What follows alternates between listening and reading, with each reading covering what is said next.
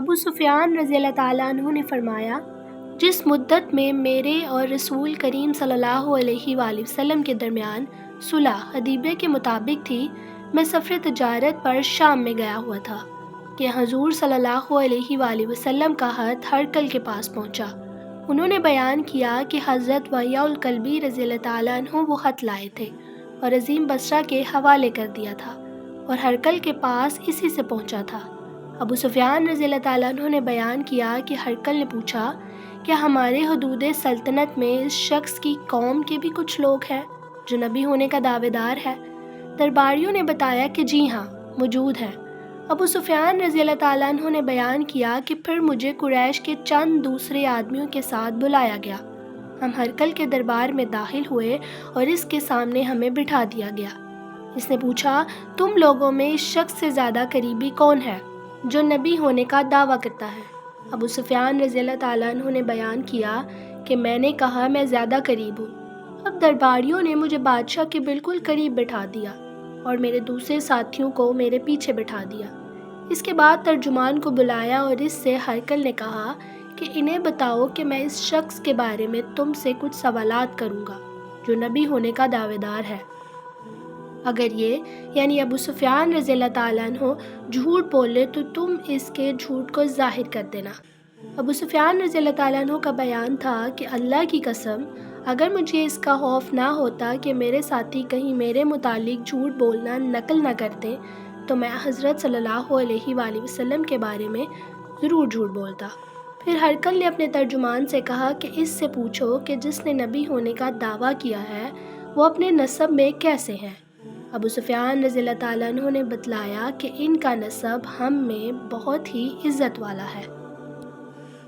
اس نے پوچھا، کیا ان کے باپ دادا میں کوئی بادشاہ بھی ہوا ہے؟ بیان کیا کہ میں نے کہا نہیں۔ اس نے پوچھا، تم نے دعویٰ نبوت سے پہلے کبھی ان پر جھوٹ کی تہمت لگائی تھی؟ میں نے کہا نہیں۔ پوچھا، ان کی پیروی معزز لوگ زیادہ کرتے ہیں یا کمزور؟ میں نے کہا قوم کے کمزور لوگ زیادہ ہیں۔ اس نے پوچھا، ان کے ماننے والوں میں زیادتی ہوتی رہتی ہے یا کمی؟ میں نے کہا کہ نہیں بلکہ زیادتی ہوتی رہتی ہے۔ پوچھا، کبھی ایسا بھی کوئی واقعہ پیش آیا ہے کہ کوئی شخص ان کے دین کو قبول کرنے کے بعد پھر ان سے بدگمان ہو کر ان سے پھر گیا ہو؟ میں نے کہا ایسا بھی کبھی نہیں ہوا۔ اس نے پوچھا، تم نے کبھی ان سے جنگ بھی کی ہے؟ میں نے کہا ہاں۔ اس نے پوچھا، تمہاری ان کے ساتھ جنگ کا کیا نتیجہ رہا؟ میں نے کہا کہ ہماری جنگ کی مثال ایک ڈول کی ہے کہ کبھی ان کے ہاتھ میں اور کبھی ہمارے ہاتھ میں۔ اس نے پوچھا، کبھی انہوں نے تمہارے ساتھ کوئی دھوکہ بھی کیا؟ میں نے کہا کہ اب تک تو نہیں کیا، لیکن آج کل بھی ہمارا ان سے ایک معاہدہ چل رہا ہے۔ نہیں کہا جا سکتا کہ اس میں ان کا طرز عمل کیا رہے گا۔ ابو سفیان نے بیان کیا کہ اللہ کی قسم، اس جملے کے سوا اور کوئی بات میں اس پوری گفتگو میں اپنی طرف سے نہیں ملا سکا۔ پھر اس نے پوچھا، اس سے پہلے بھی یہ دعویٰ تمہارے یہاں کسی نے کیا تھا؟ میں نے کہا نہیں۔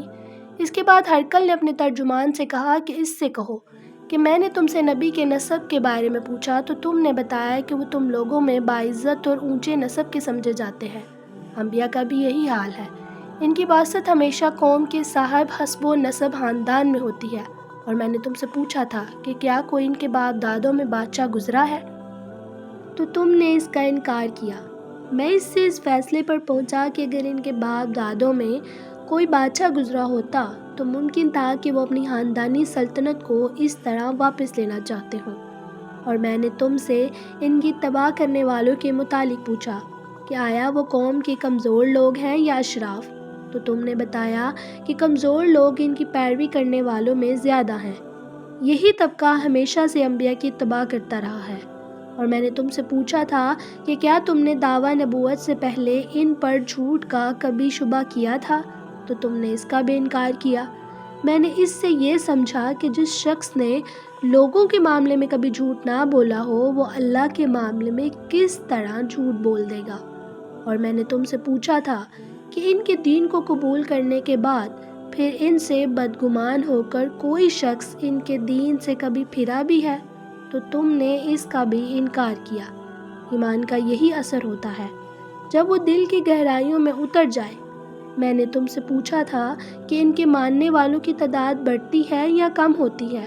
تو تم نے بتایا کہ ان میں اضافہ ہی ہوتا ہے۔ ایمان کا یہی معاملہ ہے۔ یہاں تک کہ وہ کمال کو پہنچ جائے۔ میں نے تم سے پوچھا تھا کہ کیا تم نے کبھی ان سے جنگ بھی کی ہے؟ تو تم نے بتایا کہ جنگ کی ہے، اور تمہارے درمیان لڑائی کا نتیجہ ایسا رہا ہے کہ کبھی تمہارے حق میں اور کبھی ان کے حق میں۔ انبیاء کا بھی یہی معاملہ ہے، انہیں آزمائش میں ڈالا جاتا ہے اور آخر انجام انہی کے حق میں ہوتا ہے۔ اور میں نے تم سے پوچھا تھا کہ اس نے تمہارے ساتھ کبھی خلاف عہد بھی معاملہ کیا ہے، تو تم نے اس سے بھی انکار کیا۔ انبیاء کبھی عہد کے خلاف نہیں کرتے۔ اور میں نے تم سے پوچھا تھا کیا تمہارے یہاں اس طرح کا دعویٰ پہلے بھی کسی نے کیا تھا، تو تم نے کہا تھا کہ پہلے کسی نے اس طرح کا دعویٰ نہیں کیا۔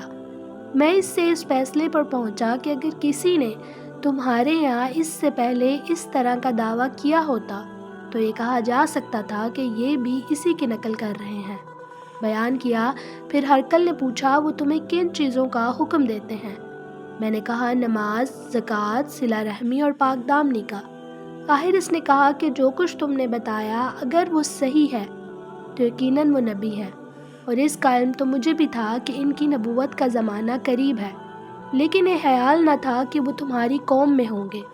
اگر مجھے ان تک پہنچ سکنے کا یقین ہوتا تو میں ضرور ان سے ملاقات کرتا، اور اگر میں ان کی خدمت میں ہوتا تو ان کے قدموں کو دھوتا، اور ان کی حکومت میرے ان 2 قدموں تک پہنچ کر رہے گی۔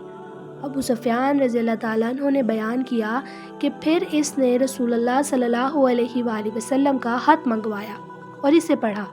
اس میں یہ لکھا ہوا تھا: اللہ رحمان رحیم کے نام سے شروع کرتا ہوں، اللہ کے رسول کی طرف سے عظیم روم ہرقل کی طرف، سلامتی ہو اس پر جو ہدایت کی اتباع کرے۔ اما بعد، میں تمہیں اسلام کی طرف بلاتا ہوں۔ اسلام لاؤ تو سلامتی پاؤ گے، اور اسلام لاؤ تو اللہ تمہیں دوہرا اجر دے گا، لیکن تم نے اگر منہ موڑا تو تمہاری رائے کہ کفر کا بار بھی سب تم پر ہوگا۔ اور اے کتاب والو، ایک ایسی بات کی طرف آ جاؤ جو ہم میں اور تم میں برابر ہے، وہ یہ کہ ہم سوائے اللہ کے اور کسی کی عبادت نہ کریں۔ اللہ تعالیٰ کے فرمان اشہد بان مسلمون تک جب ہرقل خط پڑھ چکا تو دربار میں بڑا شور برپا ہو گیا، اور پھر ہمیں دربار سے باہر کر دیا گیا۔ باہر آ کر میں نے اپنے ساتھیوں سے کہا کہ ابن ابی کبشہ کا معاملہ تو اب اس حد تک پہنچ چکا ہے کہ ملک بنی الاصفر ہرقل بھی ان سے ڈرنے لگا۔ اس واقعے کے بعد مجھے یقین ہو گیا کہ حضور صلی اللہ علیہ وآلہ وسلم غالب آ کر رہیں گے، اور آخر اللہ تعالیٰ نے اسلام کی روشنی میرے دل میں ڈال ہی دی۔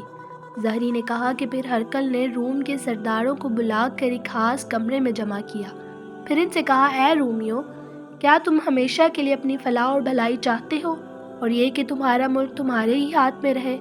اگر تم ایسا چاہتے ہو تو اسلام قبول کر لو۔ راوی نے بیان کیا کہ یہ سنتے ہی وہ سب وحشی جانوروں کی طرح دروازے کی طرف بھاگے، دیکھا تو دروازہ بند تھا۔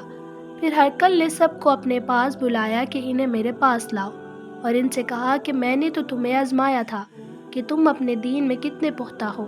اب میں نے اس چیز کا مشاہدہ کر لیا جو مجھے پسند تھی، چنانچہ سب درباریوں نے اسے سجدہ کیا اور اس سے راضی ہو گئے۔